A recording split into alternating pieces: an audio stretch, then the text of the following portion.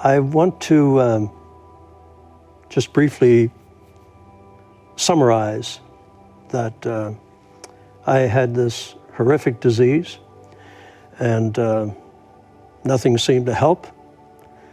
I ended up on significant pain medication. And one evening, alone in my truck, facing the setting sun, I died. And it was at this point that the truly incredible part of my journey began. And so I'd like to share with you the feeling of dying. I think since the beginning of time, since we literally crawled out of caves, mankind has feared the unknown. What lies beyond the darkness? What is out there? What dreadful or wonderful thing awaits us? I now know what awaits us. And it can be dreadful, but if you have the Spirit of Christ in you, it is wonderful. You see, I speak of the wonders and the beauty of heaven, but I was also given a glimpse of the alternative. I think that's how close I came to being taken into the darkness or accepted by the light. And that is the focus of my life, to explain to you that yes, heaven is real, but so is hell. We've become blasé. How bad can hell be? I think that Hollywood has done a good job of desensitizing us to the formidable presence of hell. It's not an hour and 40-minute movie. It is eternity in darkness, in dread, in fear. So as I fell forward on the steering wheel of my truck and I cried out the first 3 of those 6 words that I feel, along with the prayers of Lorraine and my family, are responsible for me being here, I cried out, God, forgive me. Fell forward, and I was gone. I'm not sure how long I was out at that time, but I remember sitting back up, and I knew time had passed because the setting sun was even lower on the horizon. And I sat up and I looked around, and suddenly I thought, wow, I feel wonderful. I feel incredible. I am pain-free. For the first time in years, I didn't have that dreaded pain with every motion of my body. It didn't hurt to blink anymore. In fact, I felt more alive than I'd ever felt in my life.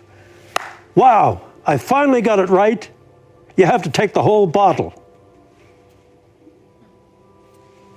I'm feeling so wonderful. I slide out of the truck.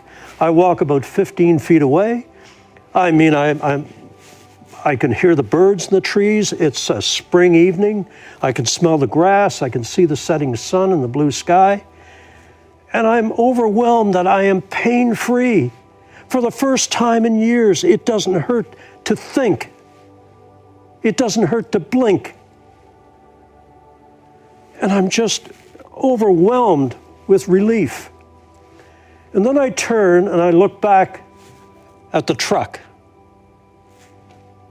And I'm filled with rage and indignation because someone has had the audacity to get in my truck. Not only that, he's sleeping on my steering wheel. And I turn in my rage to go over there and yank him out and give him a good piece of my mind. Have you ever had a dream where you're trying to run and it's as though your feet are frozen in place? You can't move. And as I tried to move, I looked down, and the strangest thing, I can see through my feet. But I thought, well, that's just the medication. But I'm trying to get toward the truck, and I can only move in inches, as in a bad dream. but I do manage to inch a little closer. And then I look up, and the body is slumped over the steering wheel. Its face is turned toward me. There's a tremendous amount of blood pouring from the mouth. I can't begin to tell you the momentous realization that the body I'm looking at in that truck is me. It is me. And yet I'm standing here feeling more alive than I had ever felt in my life. And I am absolutely dumbfounded, stupefied. How can this be? And then the realization strikes me that I have died. I've passed. And I'm filled with this panic that I've got to get over there. If I could just get over there and get back in my body, everything would be okay. But everything was not okay. And as I struggled to get back to the truck, to get into my body, I remember noticing that, in fact, the truck door was closed. I didn't remember closing it. And it's locked from the inside. I had slid right through the door of the truck. And I'm standing looking at my dead body. And a feeling of panic spread through me. And as I struggled to comprehend what had just occurred, this momentous, catastrophic moment, suddenly I began to rise off the ground. Now, I'm an ex-pilot. I have a good judge of altitude. And suddenly I'm 100 feet, I'm 150 feet, I'm drifting slowly backward. I'm drifting over the truck, but I'm rising at the same time. I can look down in the bed of the truck. I can see my toolbox. I can look through the rear window of the truck and see myself, my body, my dead body, slumped over the steering wheel. And I am terrified. I'm beginning to pick up speed, and suddenly I'm at 800 feet, 900 feet. I look out around, I can see the surrounding countryside. And when I got to about between 1,300, 1,500 feet, I tilted my head back, I look up at the sky, and there it was. This enormous golden circle, like a wedding ring in the sky, about 60 feet in diameter, shimmering. The center filled with a golden light, and then the light swung inward, revealing a tunnel. And how many times have you heard of the tunnel of light from people who have had near-death experiences? And as I'm gazing in wonderment and fear at this opening, and again, as a pilot, I'm a good judge of speed. I've flown some fast aircraft and some fast cars. And suddenly, as though I was jet propelled, my body's just accelerates immediately, and I'm entering at tremendous speed into this tunnel of light. And it was as though the stars were streaming by me, and yet it was enclosed, but light was streaming by me. I mean, I know I was doing in excess of Mach 1. And yet the most amazing thing, typically when you have that sensation of speed, you have a sensation of wind in your face and in your hair, and you hear the rushing of the wind.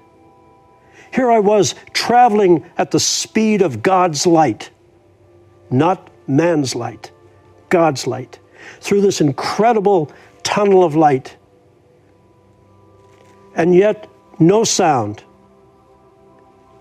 no wind, absolute silence.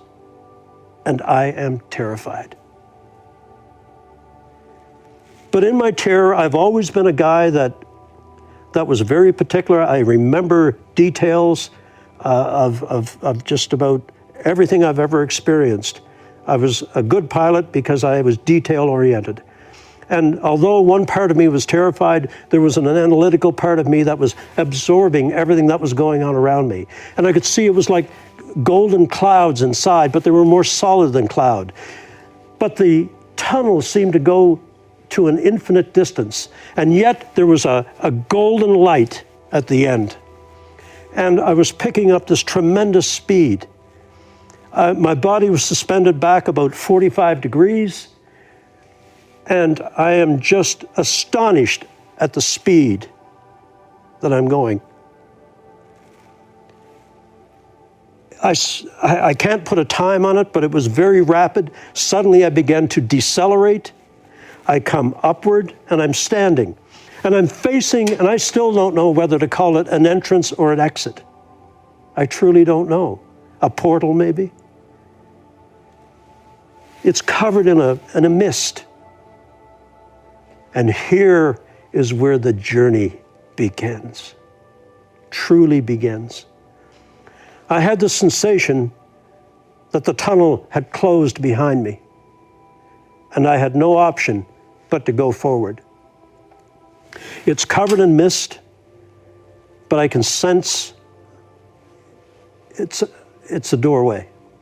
And as you would stepping into someplace unfamiliar that you can't see, I put my right foot out and felt, and there was, although it was covered in mist, I could sense it was a flat surface. And then I brought the other foot out, and the instant my other foot stepped down, I became aware of something. I looked down, the mist parts, and I'm standing on the most incredibly beautiful green grass you could ever imagine. I now know where the saying comes from, the grass is always greener on the other side. It comes from heaven, because this grass just wasn't green. It had a light. Every blade of grass exuded a light, the most beautiful light I had ever seen. And as I took my first tentative steps on the ground of heaven, as I pressed forward, light rippled out from the front of my foot in all directions.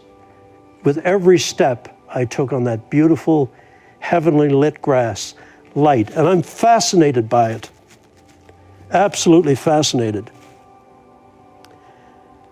And I look up, the mist parts even more, and it is as though a median line has been drawn in front of my vision. And to the right, there's this incredibly beautiful, beautiful field, pasture, as though it were early morning, as though you had gotten up at 5 o'clock in the morning, and you see the mist hanging over the fields, and here and there, peeping out of this mist, beautiful colored flowers. The mist continued up into the sky. Now, we as pilots call it ground effect. So there was this beautiful ground effect, and I was stunned by the beauty and the light. And although the mist traveled upwards, there was a brightness behind the mist. And you just, as you would see here on earth on an early morning, and you just know it's the beginning of another beautiful day.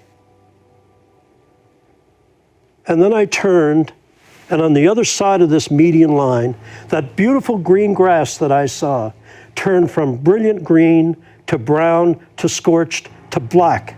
And then the ground dropped off to my left in a deep chasm. I've walked in the Alps. A chasm is a vertical, deep, we would call it a canyon in North America, but it comes down and it's very deep. And the walls of this were shiny, black, like coal. And the contrast was so different that I leaned to the left and I looked down into this pit. And the instant I did, suddenly I saw a dull red glow deep in this pit. At the same time, I heard something truly strange, as though two massive steel or iron doors that had not been opened for a long time were screeching open on hinges that protested greatly as they were forced open, the screeching of the gates of hell. And as I'm looking in morbid fascination at this dull red glow coming from behind those massive gates or doors, suddenly something began to emerge from those doors. And at the same time, I was assailed with the most horrific smell, a smell of decay, of things long dead, of things that should never see the light of day. And I was instantly filled with dread. Dread. Because coming out of this entrance through those gates, those doors, was a creature beyond description. Its body seemed to be comprised of this rolling mass of black cloud, but it was denser than cloud. It was denser than a London fog. It had a form, and yet it was shape-shifting. And the hair stands up on my neck as I tell you of this, because it crept out and then slowly moved its head and peered up at me. Those hideous eyes, burning like coals. And then slowly but purposely, I saw emerging from the cloud that surrounded it, this long claw.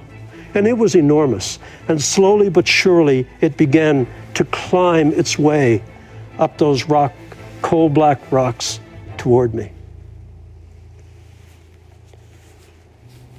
The sense of dread and doom and clammy coldness, a sense of true evil preceded this presence. And I recoiled from it.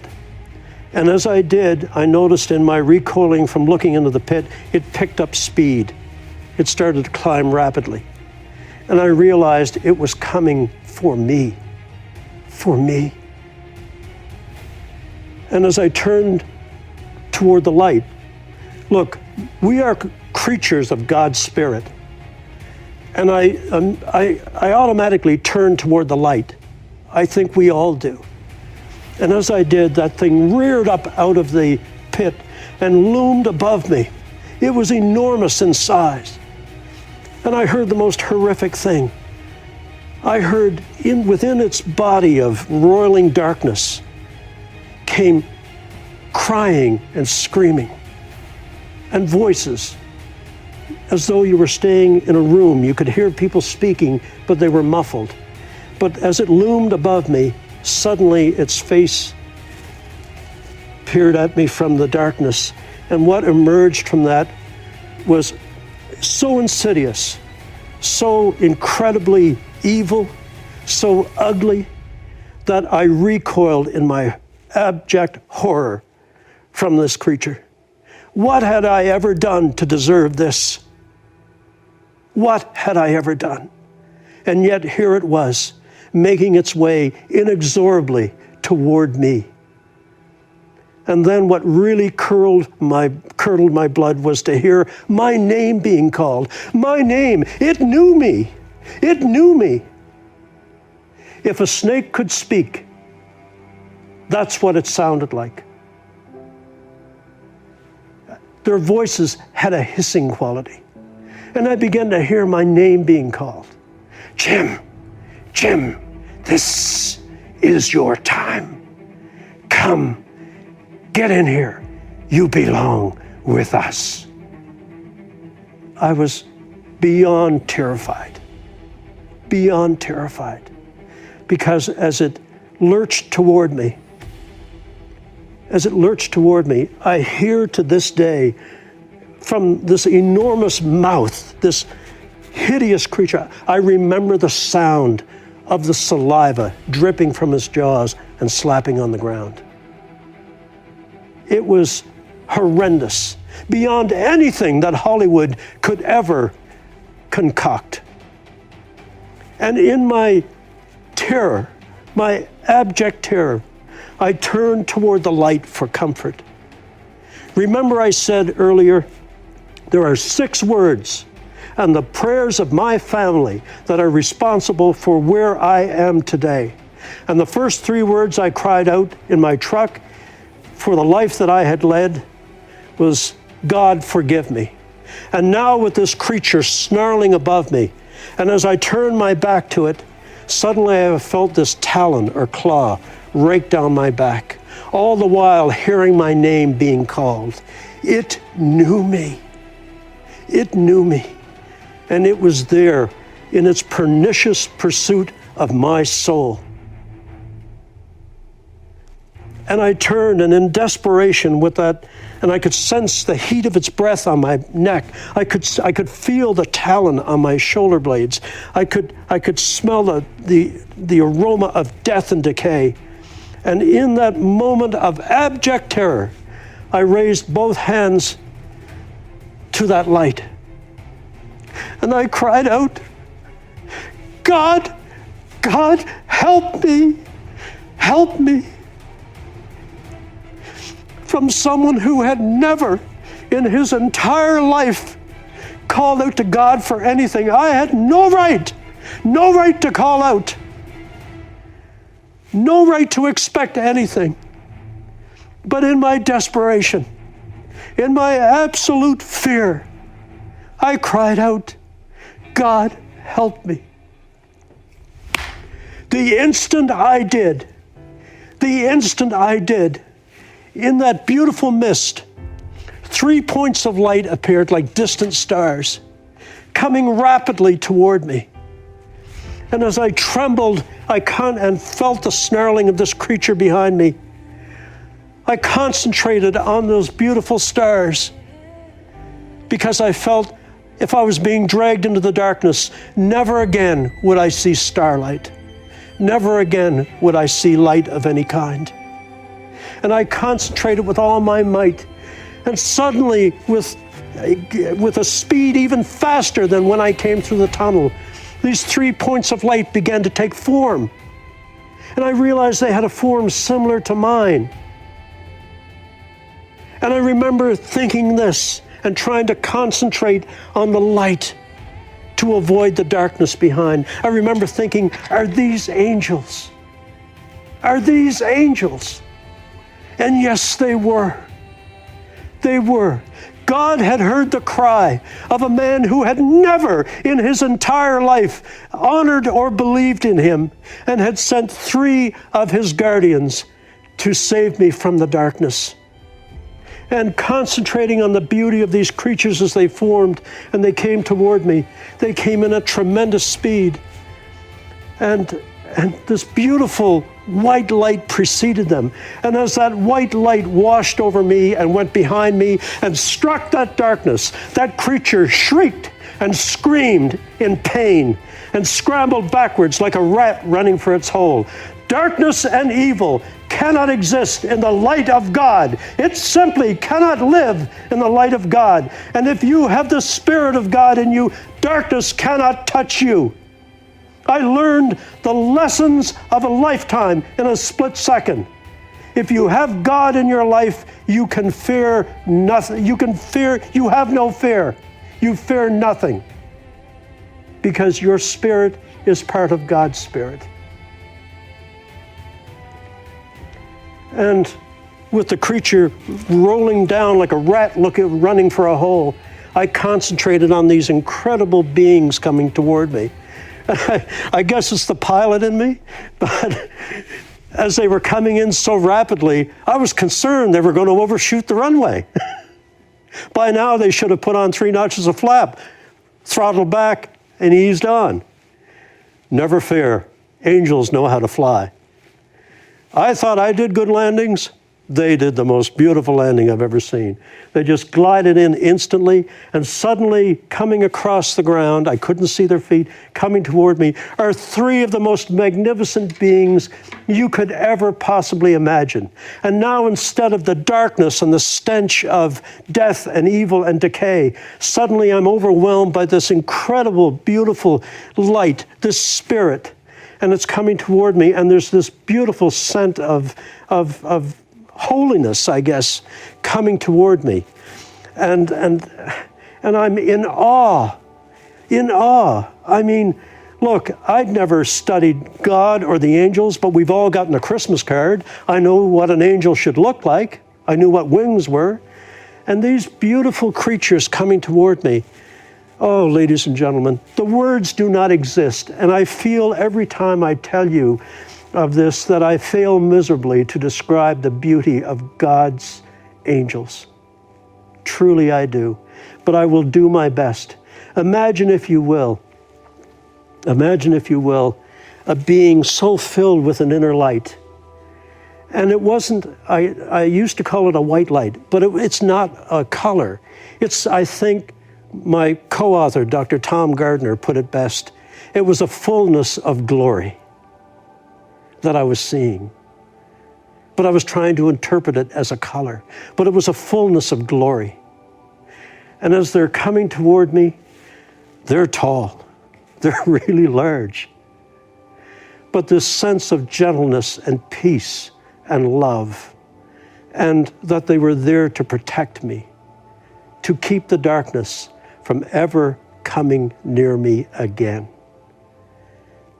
And so here I am watching these three magnificent creatures glide toward me. The first one, 10 feet tall, the second one about 13 feet tall, and coming behind him, a massive angel who I later found out was a warrior angel who had come to do battle with the darkness, and the darkness had run in fear from the light of the warrior angels.